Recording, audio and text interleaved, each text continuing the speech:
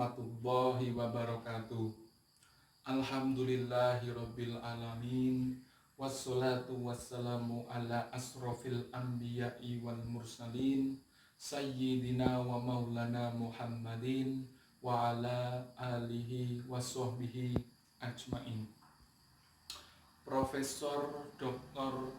Hajah Marhumah yang saya hormati, teman-teman yang saya hormati, pada kesempatan hari ini saya akan mempresentasikan mengenai hadis Ahad. Seperti yang sudah kita ketahui bahwasanya hadis adalah segala sesuatu yang bersumber dari Rasulullah Shallallahu Alaihi Wasallam. Baik itu apa yang beliau katakan, apa yang beliau perbuat, dan apa yang beliau kehendaki. Seperti yang sudah kita ketahui bahwasanya secara periwayatan hadis itu dibagi menjadi dua. Yang pertama adalah hadis mutawatir atau hadis yang diriwayatkan oleh banyak perawi. Yang kedua adalah hadis ahad, yaitu adalah hadis yang diriwayatkan oleh sedikit perawi. Nah, nanti ini akan kita bahas secara lebih mendalam. Ahad, ya, secara lugot atau secara bahasa berasal dari kata ahada, alif, ha, dan dal, yang artinya adalah satu. Jadi ahada, ya, ahad itu artinya adalah satu, seperti lafal kul huwallahu ahad. Kemudian secara istilah tadi seperti yang sudah saya sampaikan bahwasanya hadis ahad adalah hadis yang diriwayatkan oleh sedikit perawi, ya. Derajatnya beda dengan hadis mutawatir dikarenakan jumlah perawinya tidak sebanyak hadis mutawatir. Kemudian kita lanjutkan pembahasan mengenai apa urgensi kita menggunakan hadis ahad, ya. Kenapa ya kita sebagai seorang muslim kok tidak menggunakan hadis yang mutawatir saja, yang sudah jelas, ya, jelas benarnya, jelas ini dari Rasulullah, banyak diriwayatkan oleh perawi, ya.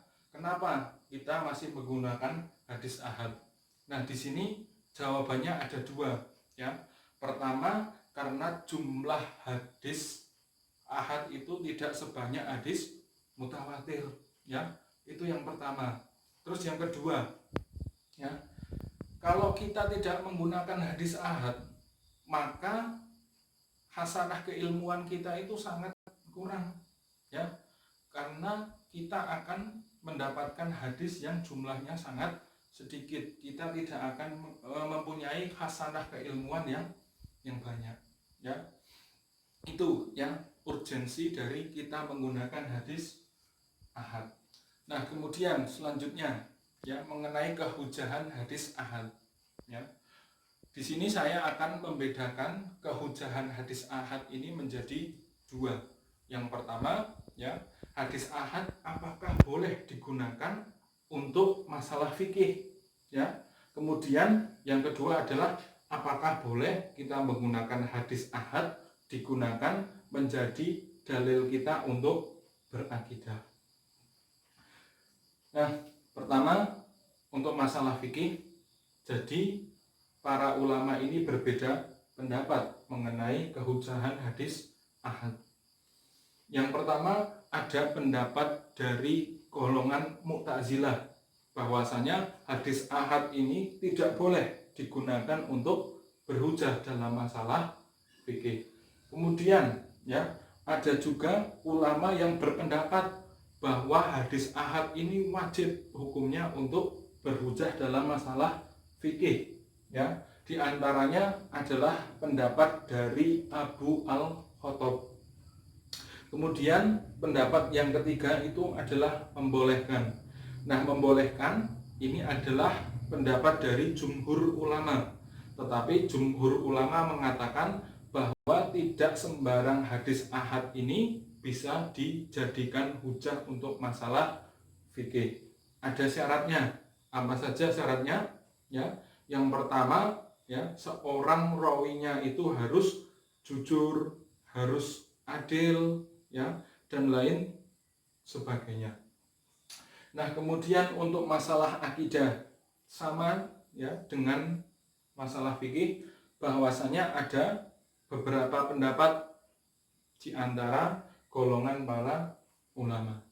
Ya, yang pertama ya itu mengharamkan, tidak boleh sama sekali ya kita berhujah masalah akidah ini menggunakan hadis yang ahad.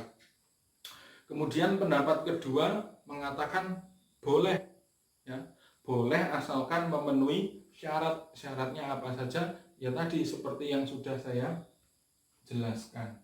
Nah, kemudian ya kita lanjutkan pembahasan mengenai jenis-jenis hadis ahad. Hadis ahad ini ada 3 jenis ya. Jenis ini dibedakan dari jumlah periwayatannya. Yang pertama adalah hadis masyhur. Hadis masyhur ini adalah hadis ahad yang diriwayatkan oleh 3 orang atau lebih ya. Di sini ada contohnya. Saya akan membacakan hadis masyhur ya. Al-muslimu mangsalimal muslimu bil lisani wa yadih. Yang artinya adalah seorang muslim tidaklah mengganggu kaum muslim dengan lisan dan tangannya. Itu adalah contoh dari hadis masyhur ya. Kemudian ada lagi ya hadis aziz. Hadis aziz ini adalah hadis ahad yang diriwayatkan oleh 2 orang perawi ya. Di sini ada sebuah hadis sebagai contoh, la yu'minu ahadukum hatta akuna ahabba ilaihi min waladihi wa walidihi wan nasi ajmain. Tidaklah sempurna iman salah seorang di antara kalian hingga aku lebih dicintai daripada anak, orang tua, dan seluruh manusia. Kemudian selanjutnya adalah hadis gharib. Nah, hadis gharib ini adalah hadis yang hanya diriwayatkan oleh 1 orang saja. Nah, di sini saya akan memberikan contoh hadis yang sudah sangat populer di kalangan masyarakat ya. Hadis ini diriwayatkan hanya kepada Umar bin Khattab. Yang punya hadisnya adalah innamal a'malu binniyat wa innama likulli imri'in ma nawa. Sesungguhnya semua amalan itu bergantung kepada niat. Dan setiap orang akan mendapat pahala sesuai dengan niatnya. Itu adalah contoh dari hadis gharib. Berbicara mengenai hadis ya yang sering kita gunakan untuk berhujah ya, sering kita gunakan untuk sumber hukum, Imam Ghazali pernah mengatakan bahwa kita menggunakan hukum itu ada 2. Yang pertama, kita gunakan hukum itu untuk sesuatu yang bersifat normatif. Dan yang kedua, kita menggunakan hukum untuk sesuatu yang sifatnya ibadah. Ya, terutama adalah ibadah yang sifatnya langsung kepada Allah atau ibadah mahdhah. Yang dimaksud kita menggunakan hadis untuk masalah normatif itu apa? Contohnya, kita menggunakan ya hadis untuk segala sesuatu yang sifatnya normatif, adab. Contohnya, cara Rasulullah makan, cara Rasulullah berjalan, cara Rasulullah berpakaian, itu adalah sesuatu yang bersifat normatif. Nah, ini hukumnya tidak wajib diikuti, tetapi ini bisa menjadi pertimbangan kita dalam melakukan kegiatan sehari-hari.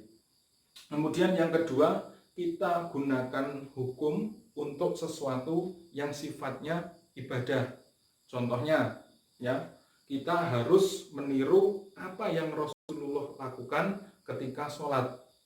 Kita tidak boleh, ya, melakukan sholat yang tidak sesuai dengan apa yang sudah dicontohkan, diajarkan oleh Rasulullah Shallallahu Alaihi Wasallam. Ketika Rasulullah haji, cara Rasulullah bertawaf, ya, itu harus kita ikuti cara Rasulullah melakukan sa'i dan lain sebagainya, ya. Jadi mungkin itu saja yang bisa saya sampaikan. Mohon maaf apabila ada salah kata. Kemudian saya juga mengakui bahwa saya ini masih sangat bodoh, bahwasanya saya masih perlu belajar lagi. Apabila ada kesalahan yang saya perbuat,